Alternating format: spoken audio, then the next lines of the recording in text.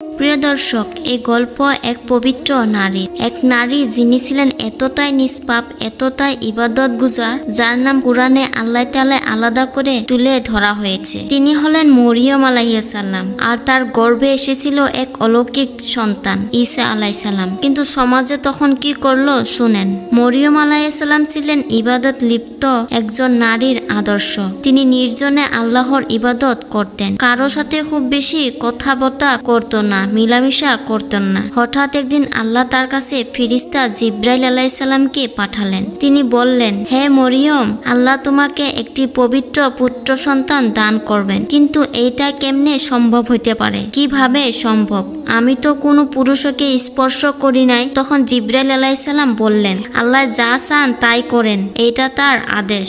কিছুদিন পর মরিয়ম আলাইহিস সালাম বুঝতে পারলেন যে তিনি গর্ভবতী। তার মন ভেঙে যাচ্ছিল। তিনি জানতেন সমাজে তাকে দোষারোপ করবে, কারণ তার কোনো স্বামী নাই। তাই তিনি চুপচাপ একটি নির্জন স্থানে চলে গেলেন। খেজুর গাছের নিচে আশ্রয় নিলেন। এতে কষ্ট আর চিন্তায় তিনি বলে ফেললেন, হায়, আমি যদি এর আগে মরে যেতাম, মানুষ আমাকে ভুলে যেত। অবশেষে জন্ম নিলেন ঈসা আলাইহিস সালাম। মরিয়ম আলাইহিস সালাম নবজাতক সন্তানকে কুলে নিয়ে ফিরে এলেন জনসাধারণের মাঝে। মানুষ চারদিক থেকে ঘিরে ধরলো। তারা বলতে লাগলো, হে মরিয়ম, এটা তুমি কি করছো? কার সন্তান? পুরো সমাজে চমকে উঠলো। তোমার বাবা মা তো খুব ভালো মানুষ ছিলেন, তুমি এমন কাজ কিভাবে করলেন? তারা সন্দেহ করলো, গালাগালি করলো, অপমান করলো, কিন্তু মরিয়ম আলাইহিস সালাম কিছুই বললেন না। তিনি শুধু ঈসা আলাইহিস সালাম দিকে ইশারা করলেন। মানুষ অবাক হয়ে বলল, তুমি তো এক শিশুর দিকে ইঙ্গিত করছো কেন? সে তো কথাই বলতে জানে না। ঠিক তখনই অলৌকিক ঘটনা ঘটলো। শিশু ঈসা আলাইহিস সালাম নিজ মুখে বললেন, আমি আল্লাহর বান্দা, তিনি আমাকে কিতাব দিয়েছেন, আমাকে নবী করেছেন।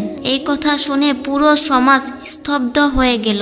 এই ঘটনার মাধ্যমে আল্লাহ প্রমাণ করলেন তিনি যা চান তাই এক কথাই করতে পারেন। আর যাকে তিনি সম্মান দেন, মানুষ যতই অপমান করুক, তার মর্যাদা তিনি নিজে রক্ষা করেন।